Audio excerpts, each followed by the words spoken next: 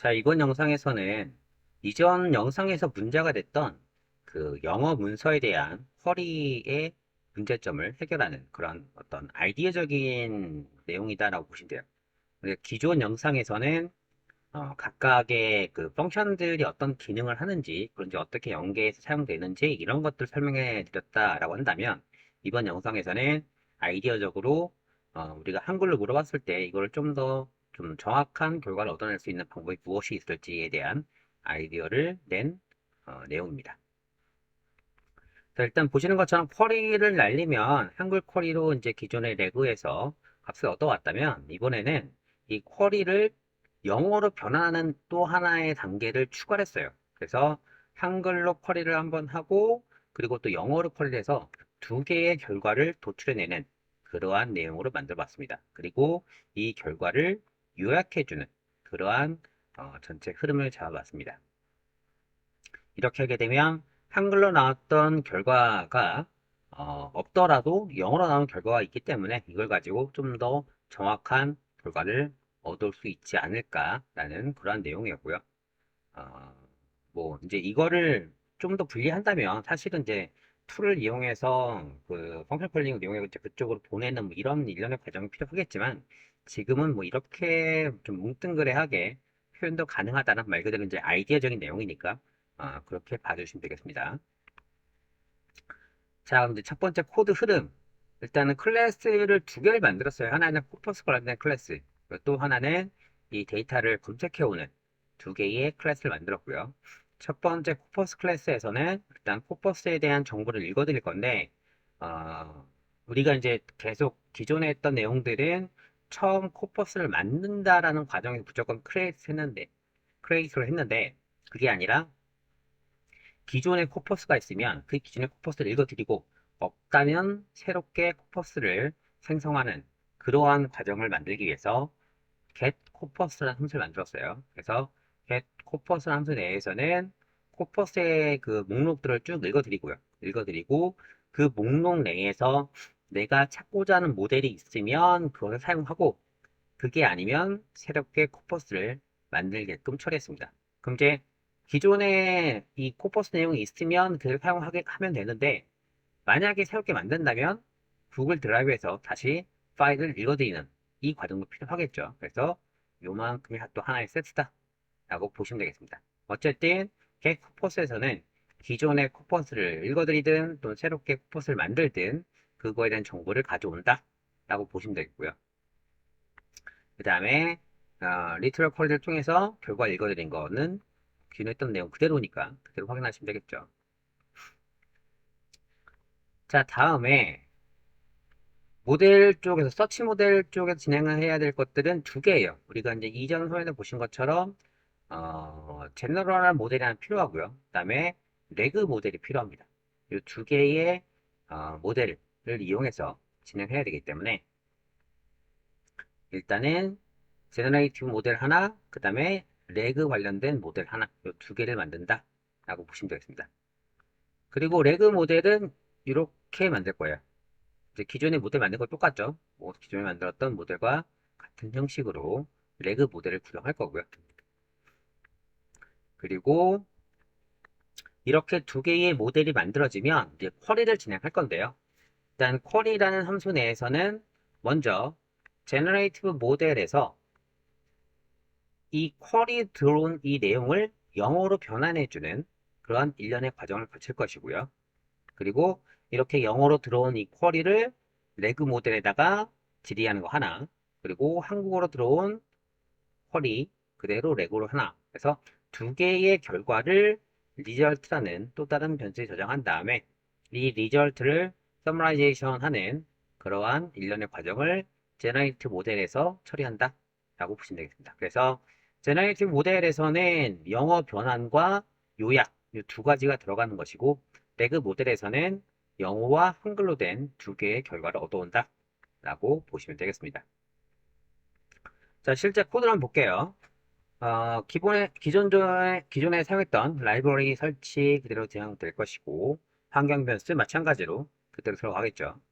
그다음에 초기화하고 레고 구성.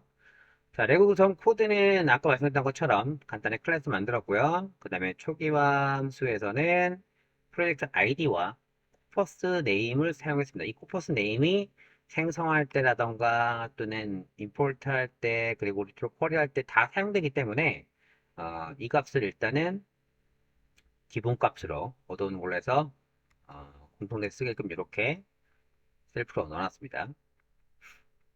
다음에 코퍼스 만드는 코드가 하나 들어가고요. 그리고 get 코퍼스에서는 말씀드린 것처럼 일단은 이 코퍼스의 목록을 가져와요. 갖고 와서 하나씩 물어보는데 내가 찾고자 하는 디스플레이 네임과 같으면 코퍼스 네임을 설정하고 그다음에 is 코퍼스라는 이 변수를 true로 바꿔주는 겁니다. 그럼 이제 이게 끝나면 코퍼스 목록이 있든 없든 어쨌든 끝나겠죠. 끝난 이후에 이 is 코퍼스가 true이면 여기에서 코퍼스를 찾았기 때문에 코퍼스가 존재한다 라고 보셔야 되겠죠. 그리고 그렇지 않다면 false가 되기 때문에 코퍼스가 없는 거니까 없는 경우는 바로 위에 있는 이 create corpus를 호출해서 새로운 코퍼스를 만들어 준다 라고 보시면 되겠습니다. 이렇게 이제 코퍼스를 만들어 준 다음에 이 코퍼스 네임에다가 여기서 얻은 이 코퍼스에 대한 이름을 설정해서 외부에서도 이 코퍼스 네임을 쓸 수 있게끔 일단 그것을 처리해서 지금 변하는 것입니다. 그리고 임포트는 필요하면 진행하기 때문에 별도로 지금 따로 넣어놓진 않았어요. 일단 여기서는 현재 사용되지는 않은 그러한 함수라고 보시면 되겠습니다. 그리고 리트럴 쿼리에서 현재 어떠한 값을 읽어드리는지 정보도 확인해 보려고 합니다. 자, 그러면 이제 코퍼스 클래스 생성하시고 get 코퍼스를 통해서 코퍼스 얻을 거예요. 이러면 이제 지금 현재로서는 이전에 얻어왔던 코퍼스 정보가 있죠. 이전에 얻어왔던 코퍼스 정보가 있기 때문에 그 값이 그대로 나올 것이고 거기에 대한 목록 확인하면 현재는 한 개의 코퍼스가 있다 라고 볼 수가 있습니다. 자, 결과 확인해 볼게요. 그래서 2024년 구글의 총 수익은 이렇게 아까 그 이전 영상과 같은 쿼리를 진행해 보는 겁니다. 이렇게 진행했을 때의 결과는 보시는 것처럼 24년도, 22년도 뭐 등등등 이런 결과 나와요. 그리고 이제 정확도도 보면은 0.46 정도로 나와요. 46, 47 뭐 이렇게 나옵니다. 자, 이번에는 영어로 물어봤어요. 영어로 이제 결과를 물어봤더니 결과가 24년도에서 24년도에 대한 내용 좀 나오고 그다음에 얘에 대한 정확도도 0.24. 그러니까 이게 이제 제가 이제 이 디스턴스를 좀 정확도라고 표현했는데 그 이유가 아무래도 이제 가장 유사한 값이다라고 해서 유사하다는 표현을 좀 정확도로 표현한 거예요. 가장 이제 유사하다고 이해하시면 됩니다. 어쨌든 이 수치가 낮으면 낮을수록 그만큼 질이 있던 이 내용과 근사한 내용이 포함되어 있다라고 보시면 돼요. 그러니까 이제 우리가 한글로 물어본 결과가 0.46이라는 값이 나왔는데 이 값이 굉장히 정확치 않은 수치다라는 것을 지금 이제 알 수 있는 거죠. 왜냐면 영어로 불렀을 때는 0.23, 0.25 이런 식으로 나오게 되는 거니까요. 자, 그래서 결국 이제 영어로 불렀을 때 좀 더 결과가 정확히 나온다는 것들을 다시 한번 확인을 했던 것이고요. 자, 다음에 모델 만들겠습니다. 모델 만들 때에도 두 개를 만들었죠. 하나는 이제 번역하고 서머라이제이션 할 수 있는 제너레이티브 모델 하나. 그리고 레그에서 값을 읽어드리는 레그 모델 하나. 그래서 두 개를 만들었습니다. 이렇게 이제 두 개의 모델을 만들고 제너레이티브 모델은 그냥 모델명만 해서 넣었어요. 별도로 뭐 다른 내용들은 처리하지 않았습니다. 하지 않고 모델명만 그대로 넣었고요. 레그 모델은 툴을 넣어야 되니까 레그 크레이트 레그 모델이라는 함수를 통해서 이 함수를 통해서 기존에 했던 내용에다가 툴까지 넣어서 처리하는 그러한 레그 모델을 구성하는 거 하나 만들었습니다. 그럼 이제 쿼리죠. 쿼리에서는 아까 말씀드렸던 것처럼 흐름이 그래요. 일단은 들어온 쿼리에 대해서 영어로 번역하는 거 필요하죠. 쿼리를 영어로 번역을 하고 그리고 그 결과를 가지고 English 쿼리라는 또 다른 변수를 만들었습니다. 그래서 레그 모델에다가 한글로 물어본 쿼리 하나, 그리고 영어로 물어본 쿼리 하나. 두 개를 각각 result라는 이 배열에다가 append해서 추가한 겁니다.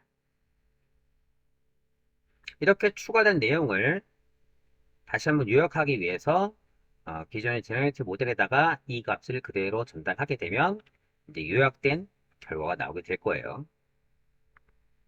자, 그러면 이제 이 클래스를 활용하는 걸 보도록 할게요.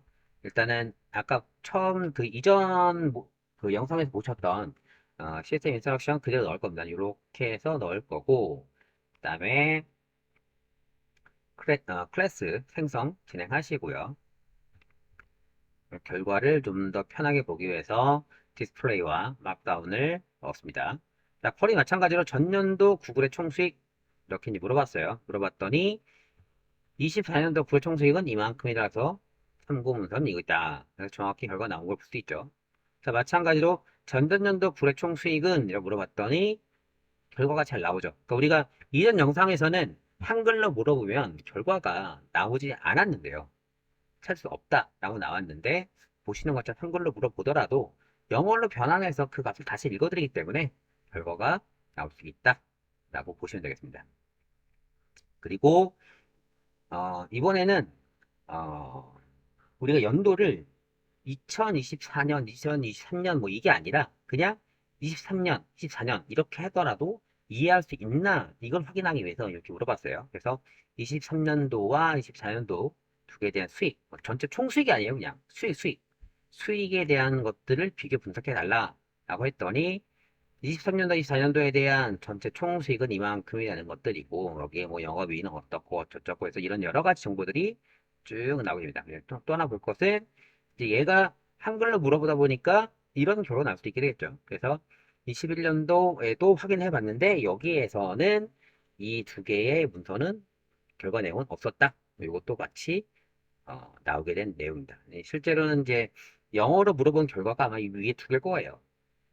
위에 두 개가 영어로 물어본 결과에 대한 요약본이고 밑에 거는 한글로 물어봤을 때에 대한 요약본이다 보니까 이거를 이제 요약하다 보니 두 개가 다 나온 거다라고 보시면 되겠죠. 이제 이거를 배제하는 거는 정확히는 펑션 콜을 이용해서 분류해서 좀 이렇게 진행하는 게 더 정확한 결과를 얻어오지 않을까 싶습니다.